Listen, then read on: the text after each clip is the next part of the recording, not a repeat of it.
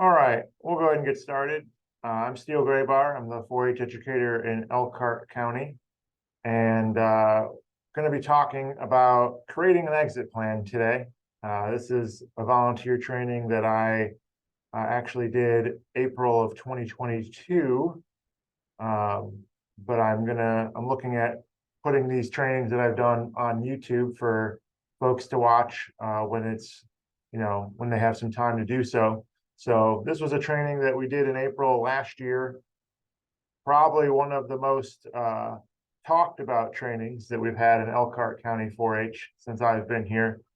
Had several volunteers, some of which that have been volunteers in Elkhart County for longer than I've been alive, come up to me and say that this was one of the better trainings they've ever been to. So I felt really good about that. I appreciate that kind of feedback.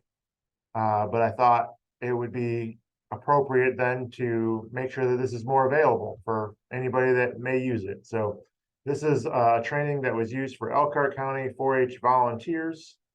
And creating an exit plan isn't how do I get out of here, right? I mean, it is kind of, but not exactly. This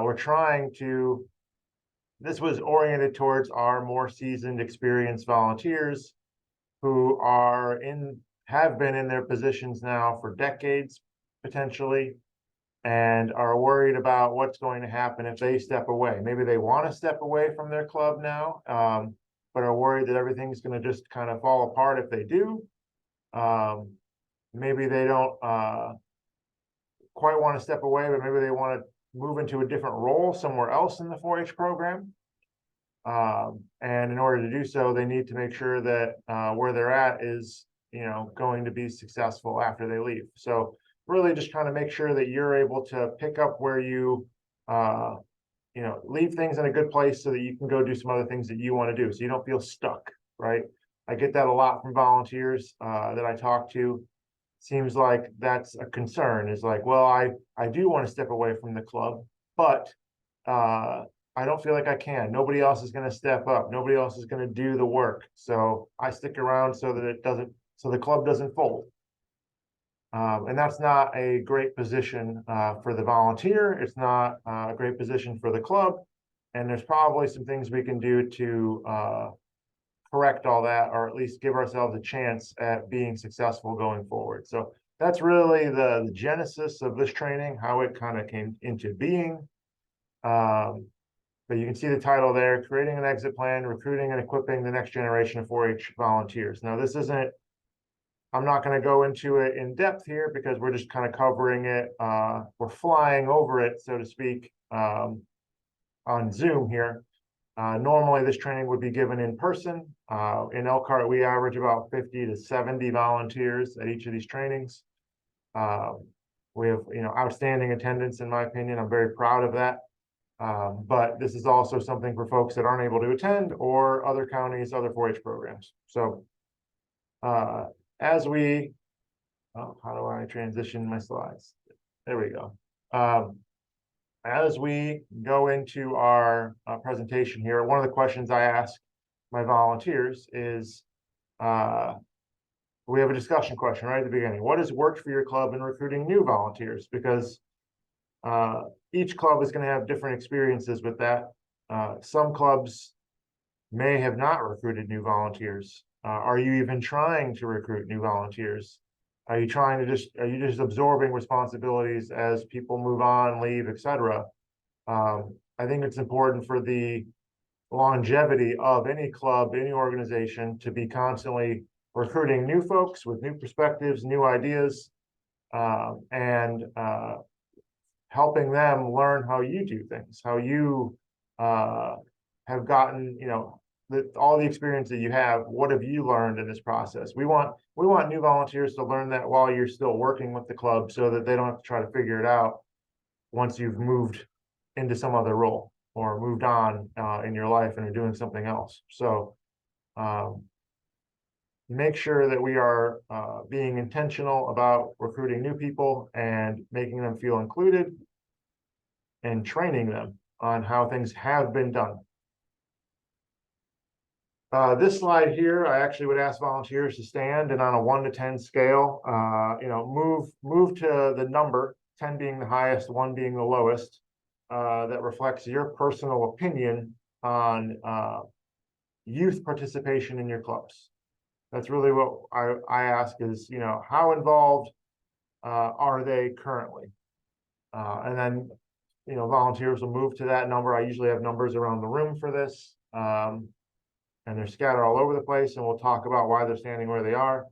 Then we'll do it again, and we'll ask, well, how involved should they be, right? How involved should youth be in our 4-H program? And generally that gets the movement. I think everybody kind of moves further to the closer to the 10 side.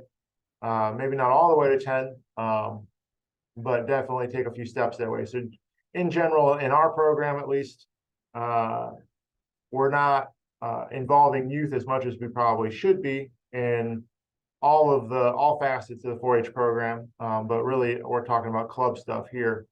I think 4-Hers can take some responsibilities off volunteer shoulders. I know I have clubs where the treasury responsibilities. Yes, we need an adult that's in charge of the bank account and running treasury responsibilities, but I think older 4-Hers, could really benefit from being and working alongside an older volunteer on how to run a budget, write checks, use bank accounts, etc. There's a lot of opportunity for learning there, and could help with some of those those tasks of running that kind of stuff. So don't be afraid to train older 4-Hers and give them some responsibilities in the club. I feel like that's an underutilized space, at least in the Elkhart County 4-H program. I think 4-Hers, especially older ones, crave that responsibility and would like to have that kind of challenge as well. So that's part of this discussion that we have. As far as working with volunteers that are in your club, existing ones primarily, how are the volunteers in that club kept in the loop? In Elkhart County, we have an organizational leader for each club. We have over 60 clubs. That organizational leader for us in our office is sort of the go-to person. The buck stops with that person. If I have a question about how a certain club does something, I contact the organizational leader of that club. That's my direct line to what's going on there. And as far as the club structure goes, that person should be at the top of the decision-making pyramid for that club. Now, we do have assistant volunteers, project leaders. Some clubs have advisory boards. So there's a whole other grouping of volunteers that work with that club kind of below the tip of the pyramid, which is that organizational leader. So how are they all informed? How do they know when the meetings are? How do they know what their responsibilities are at those meetings? How do they know what the agenda is going to be? Did they have any input as to what the agenda might be? Going back to the previous slide, were youth involved in that decision? Did they have some input as to what was going to happen on the agenda? Are we using our club officers, the president, vice president, secretary, treasurer, our 4-Hers? They can take some responsibility. So we want to have all of those groups involved.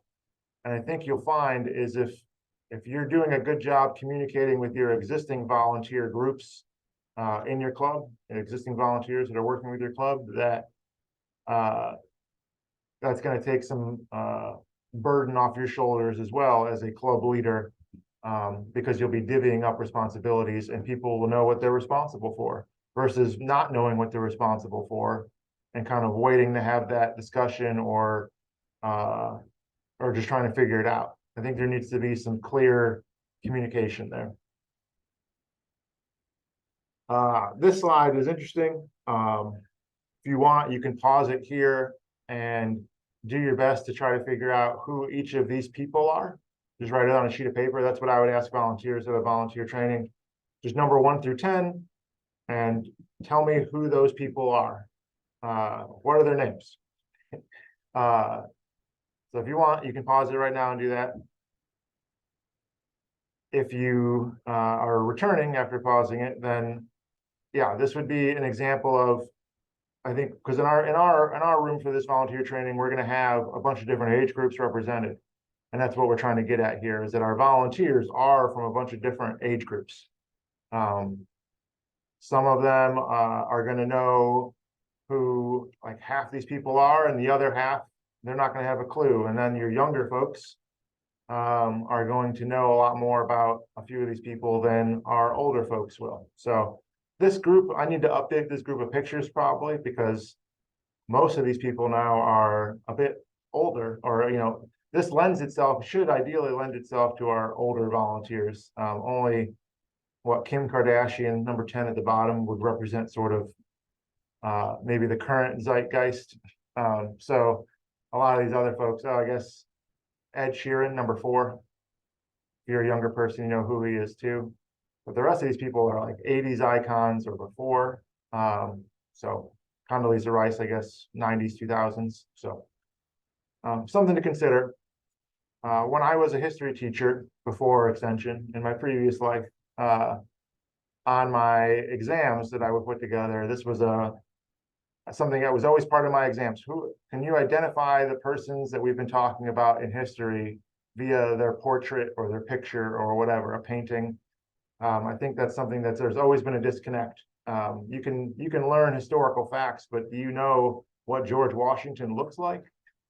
So just asking that question. I think there's merit to that. There's something important to knowing that. But for this training specifically, it was just about identifying how, I think if the whole room worked together, they could get all 10 of these. But if you're working on your own, you might not. And I think there's something powerful to be said there.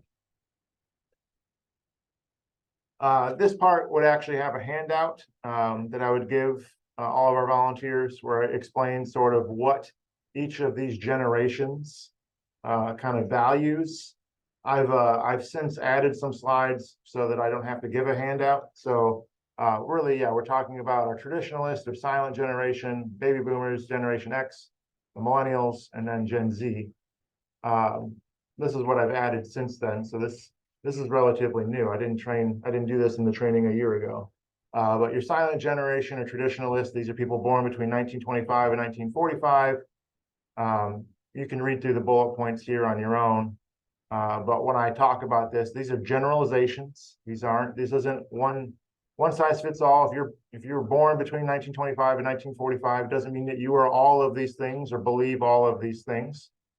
But as a whole, as a group, these were values or things that were important or are important to silent generation or traditional folks. So likewise, baby boomers, we know that they're born between 1946 and 1964. That's pretty much a consensus. And then here we have a list of how they kind of feel about their work lives and the importance of things, what they value. It was sort of eye-opening to me. I'd never really considered Michael Jordan a baby boomer before, but he technically is. So even Steve Jobs, I didn't know that either. So that's the pictures on the bottom there that you can see. I tried to maybe get some famous people that fall under these categories so that we can kind of put that in perspective. But yeah, these are, again, more values of baby boomers. Again, Gen X. Gen X knows what movie this is. That's a picture on the bottom. If you're not Gen X, you probably don't know what movie this is. Baby boomers probably do too. But anybody else, probably not. Our younger folks and our older folks don't know what movie that is. So they don't know what actor that is. They don't know anything about it. That picture makes no sense to them. But Gen X loves this movie. And you can see the bullet points there as well. Again, just sharing values. And then millennials, the final one here. Famous people that are millennials that are included there at the bottom. Again, what they value. You can pause this and read through these on your own. And then the last one is sort of being added as we put it together here, this Gen Z, Gen Edgers, iGen. I think we're working on a name still. They don't get a cool one like millennials. But Gen Edgers would be cool. So we'll see. But this is Generation Z. And I don't know who these people are. I don't know who any, Greta Thunberg on the left. I don't know the other ones. I'm not a Gen Z person. So, but again, these are their values. So we do that exercise because I want all of our volunteers that are at this training to have an idea of the generational differences of volunteers that they're working with, right? We're all different. Everyone's different. In general, though, each generation kind of has a different way of doing things, different expectations, especially in volunteer roles. So it's important to kind of look at those bullet points. And if you're working with some volunteers that may fall into some of those categories, maybe you'll recognize those tendencies and say, oh yeah, well I know it's a generalization, but in this case, it's true. Or maybe, you're working with somebody who's exhibiting tendencies or values of a different generation. Again, everybody's different, but those are just broad, sweeping statements.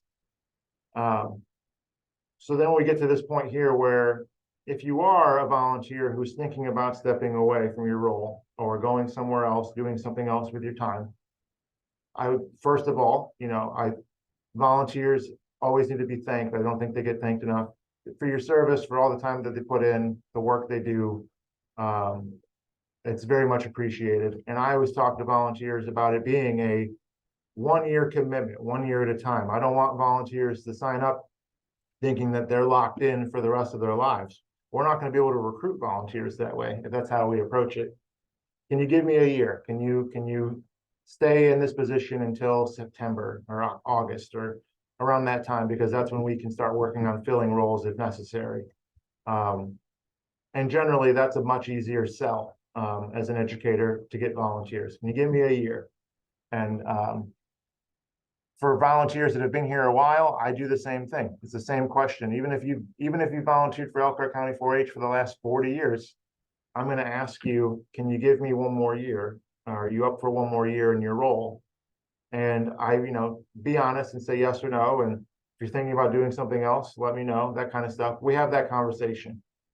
If a volunteer is looking to step away from their role, or they feel trapped and they can't step away, this is the question we need to ask. How are you preparing? What have you done so far to prepare? The answer to that I generally try to go over with those volunteers is, it's important that we have a record of the things that you've worked on. So building superintendents is a group that I work with. It's a group of about 18 volunteers that basically the month of July are out here in our exhibit building, taking care of checking in, managing, setting up, displaying, and then ultimately cleaning up the building during the month of July for, 4,000 exhibits. It's a lot. We all work together, but they all have different roles and responsibilities. We've asked them, and they're doing it. I'm proud of them for this. They're writing out, hey, this is what I've done in my corner of the building, right? They all have different sections of the building that's theirs. This is how I do it. These are the tables I use. This is the paperwork I use. These are the volunteers that I bring in to help me out with this. Just as much detail as possible as to what they do and what their responsibilities are. This can be applied to clubs as well. If you're a club leader in any capacity, what have you done in the past? And is that documented? Is that written down somewhere so that if you do step away or decide to step away, we know what you had been working on and can try to fill that. The next bullet point there is talking about keeping it simple. Yeah, I say as much detail as possible, but I also acknowledge there's been scenarios where we write out a bunch of things and then the person who comes in afterwards doesn't read it, right? I think we have to be open to that. Whoever comes in after you is going to have their own set of priorities, their own ideas, and they're going to want to act on those.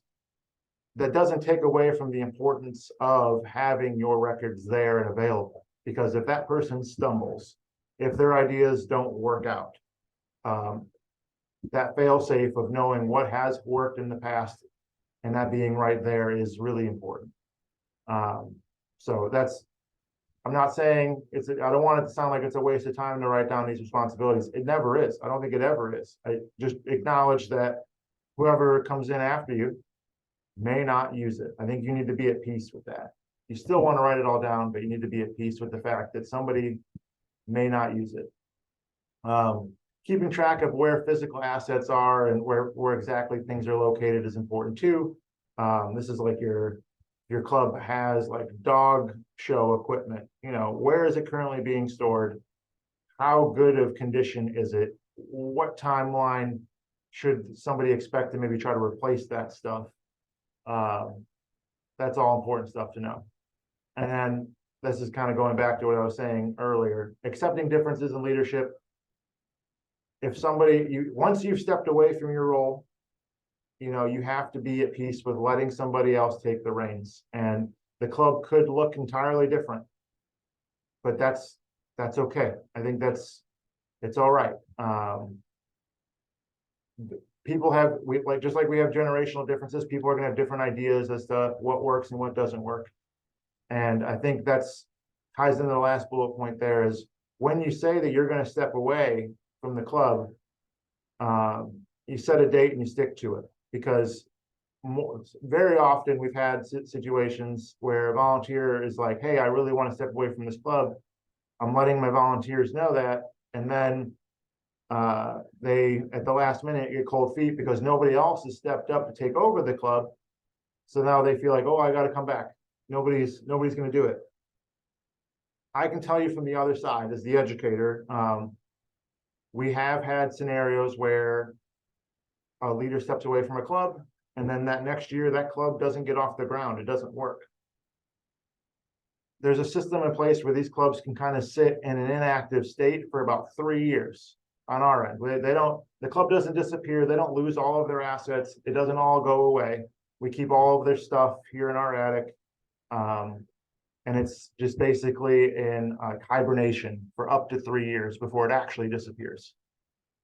That first year, when a volunteer steps away and no parents, no volunteers step up to take over the club, I'm letting you know I'm working on trying to find leadership too, to take over that club. It's important to me, just like it's important to you, but sometimes it doesn't happen right away. Usually when a club hits pause for a year, though, there's families that were involved that now realize, oh, wait, okay, that person isn't coming back. They actually left. And then they're face to face with the reality of that club not actually meeting anymore. And that sometimes lights a fire under people, if you would believe it. It does. And when I say sometimes, I mean probably 80% of the time. Once the club goes inactive, and I have to send that email out to families letting them know, hey, we don't have a leader this year because the person that said they were going to step away stepped away. Within a week or two, I'm getting emails from people that are saying, okay, well, what does being a leader mean? What do I need to know to step up and keep this club afloat? 80% of the time. I'm pretty certain of that. And we've had a lot of success lately, I think, because we are I'm encouraging leaders to step away if that's what they want to do. I know that sounds redundant. I want volunteers, but I want volunteers that want to be in their roles and not feel stuck or trapped. So usually when a club goes inactive for a year, parents, other volunteers are going to jump into that and want to maybe salvage that and take on that leadership role. I think part of it is they know that person is gone. So now they know that they will have a lot more autonomy, independence in how they run that club. But I think there's a fear that leader could come back, and then I'm volunteering, but I'm really their assistant. And that's not something that people are interested in either. So really creating an exit plan is, at the end of the day, set a date where you're going to step away, and you need to stick to it. It's paramount that you stick to that, because if you keep coming back, people aren't going to believe you that you're going to leave. If you set a date, leave and then come back, you're going to have some volunteers that have taken over the club that want to be able to do it their way, and you're going to want to keep doing it your way, and there's going to be conflict there. So it's a good tie into the conflict resolution training that's also on our Purdue Extension YouTube page here, how to deal with conflict if it arises. But really, this training was just trying to give you a pep talk, so to speak, on when it's time to move to a different role as a volunteer or step away from volunteering. The best way to do that, in my opinion, also in practice here in Elkhart County, it's what's worked for us. If you have questions, you can email me. It's sgreybar@purdue.edu. My name's Steele Graybar, Elkhart County. I appreciate you watching, and thanks so much.